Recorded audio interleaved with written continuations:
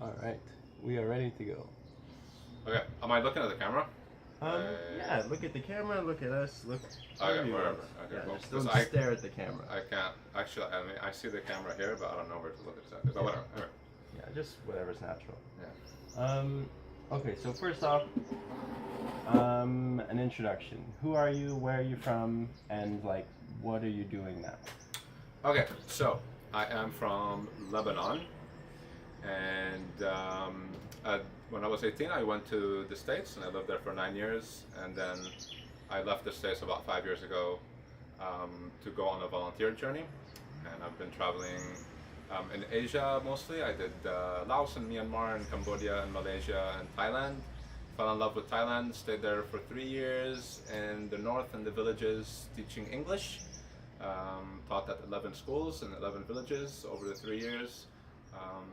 Learned Thai as well, and the dialect in the north as well. And then decided I want to come to South America and learn Spanish and volunteer here and help the kids learn English. That's my quick resume.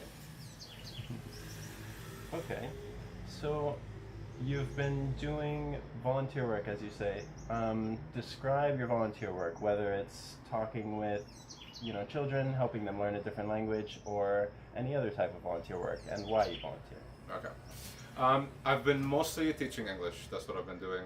I found it to be very important, as it was very important to me to learn it, because it opened up the world to me, gave me so much more information, especially from the internet and science and learning about the natural world, which most science is conducted in each country in its own languages, but obviously the number one communication language in the world is English, and everybody communicates in English pretty much. So, and if you speak English, you are more likely to earn money to send back to the villages, to the poor, to your poor families, and that was my motivation to start teaching English, and figured if I can help the kids learn a little bit in the future, they can be able to basically earn more money or have access to the world, to be able to travel and meet people from all walks of life. And that's it pretty much English wise. And the experience has been pretty amazing. I've gained so much from just interacting with the kids, making them happy, teaching them. And when you see that they're learning, you tend to feel good about what you're doing. You feel like you're doing something valuable to be able to help. And it's been a great experience. Very difficult at times, loneliness wise, bugs and mosquitoes, and not getting much sleep, and heat, and a lot of difficult times in new cultures that you're not used to. But when you actually surpass that, you definitely find that you've gained more and you've learned a lot, and you were part of the world, part of humanity, and being a positive influence on the people around you wherever you are.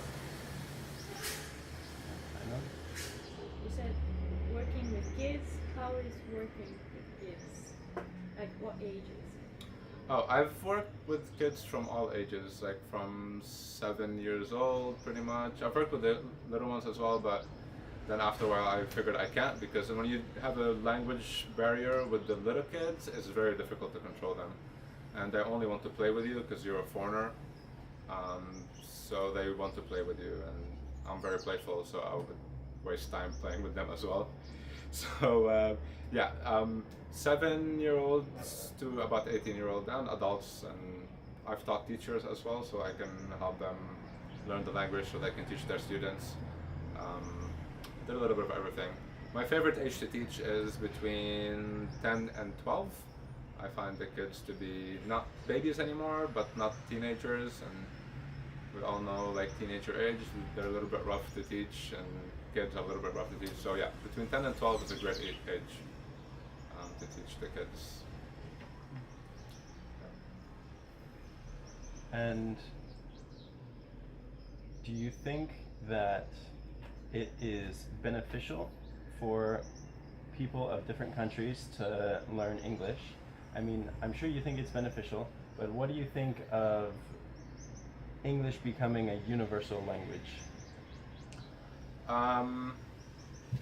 I think it, communication-wise on the planet now, I think English is the number one universal language, I guess. And if you speak it, you're literally able to communicate and have the chance, if you choose to, or if you have enough money to travel all over the world and be able to learn from all the cultures and all the people, and the whole world opens up to you basically if you speak English. So I find it to be very valuable in that sense. In another sense as well, I've thought about is that some people I found in my travels in the villages, I've thought that they're like really satisfied and happy with their lives, and just the way it is as well. And I feel like if I taught them English, they might like have to leave and then not be as happy as they would be just staying in their own environment and living their own simple life and not being exposed to all the information that we tend to be exposed to as Westerners on the internet and all over the world, which sometimes can weigh on your consciousness a lot and make you bring you down. But if you don't know about it, then you just live your life, your immediate life, and just be happy with your surroundings. So yeah, balance. But I mean, I think it's more beneficial than not. And if it wasn't, then I wouldn't be doing it. So does that make sense? I think so. I think that was a very good explanation. Yeah. Now can you go into the story of how you began to go blind and how it is maybe changing or affecting your life, and does this involve your volunteers? I don't know the story. Yeah, okay. I was born with a macular degeneration disease called Stargardt's. And what it is basically is when light enters the eye, so it's for us to be able to see. With no light we can't see, obviously. When light enters the eye, like vitamin A is synthesized, and from that synthesis there's a toxic waste product that needs to be filtered out of the eye. And the gene responsible to filter the toxic waste out of the eye is not working with me, so the toxic waste builds up and kills the cells. So from the moment I opened my eyes and saw light, the process started. So I've been losing my vision gradually, and it started showing when I was 9 years old. And I got diagnosed. I started showing when I was 7, and I got diagnosed at 9, basically, with the disorder. About 70% blind now at 33 years old, and it's gradually declining, but very slowly. So I hope I'll be able to see for the rest of my life, but towards the end probably not much. But I'll always see light and shadow and stuff like that. How did it affect me for travel? I really wasn't part of my... People ask me sometimes like, oh, are you traveling because you're losing your vision and you want to see the world? Which is something I sometimes think about, but that wasn't the real reason why I was traveling. Like, I started on going to volunteer. Like, the real reason was I've learned about the world and learned that I am a part of the world and a part of the humanity with all its problems, and I am responsible for the things that are happening in the world. And then I decided to get away from being part of the problem and move towards being part of the solution. That was my real motivation to leave the United States and go on this journey to help. Yeah.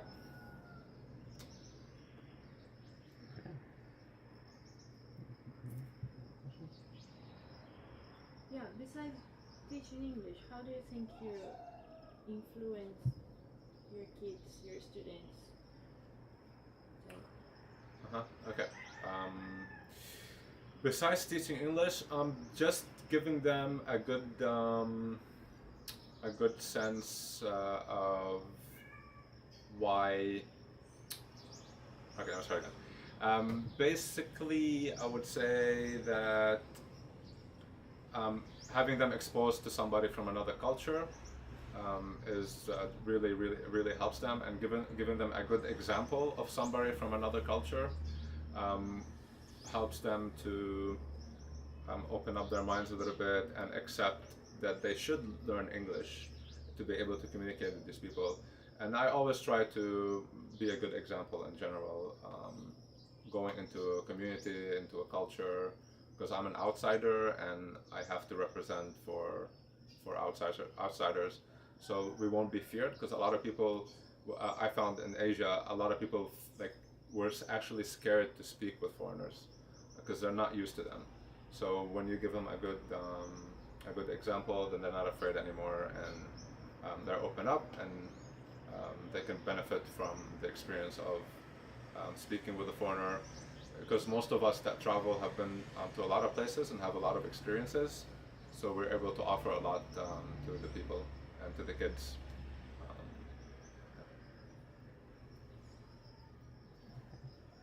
A couple more questions. I'm Sure. gonna hit record right now.